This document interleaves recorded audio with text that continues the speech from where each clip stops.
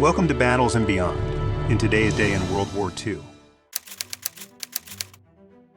In the shadows of a world gearing for a monumental conflict, August 23, 1939, witnessed a surprising agreement, the Molotov-Ribbentrop Pact, signed between Nazi Germany and the Soviet Union.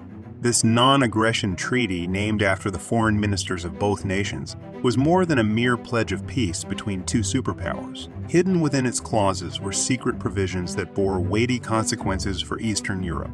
Under this clandestine protocol, the two powers delineated spheres of influence: a joint occupation of Poland, along with a Soviet stronghold over Estonia, Latvia, Lithuania, Finland, and Bessarabia.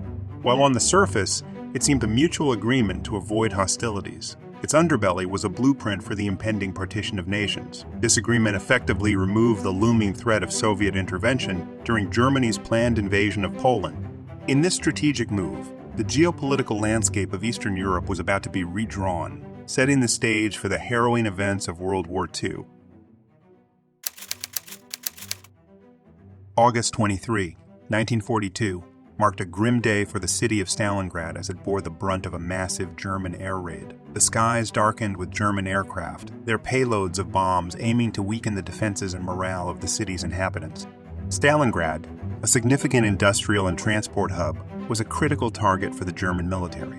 Its capture would not only provide a strategic advantage, but also a symbolic victory, given the city's namesake connection to the Soviet leader, Joseph Stalin.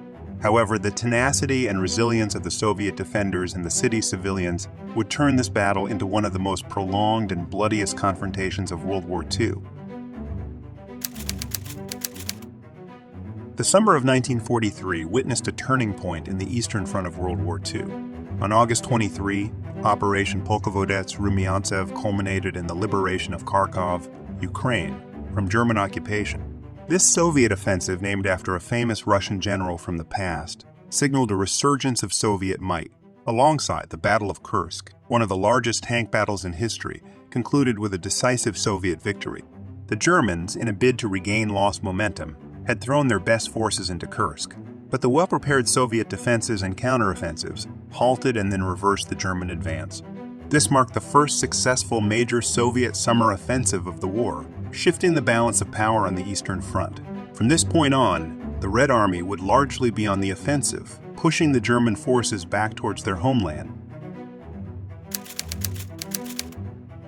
August 23, 1944, bore witness to a pivotal shift in the dynamics of World War II.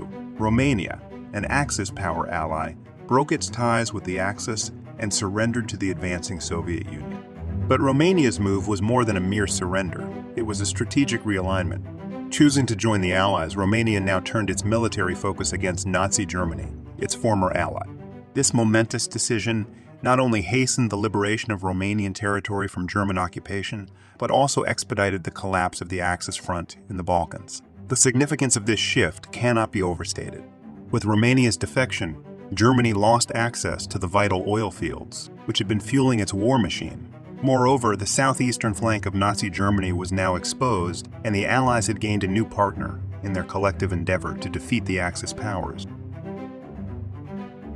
Thanks for watching Battles and Beyond. Also be sure to check the link in the description for additional information. Don't forget to like, comment, and subscribe to stay connected with our daily historical explorations.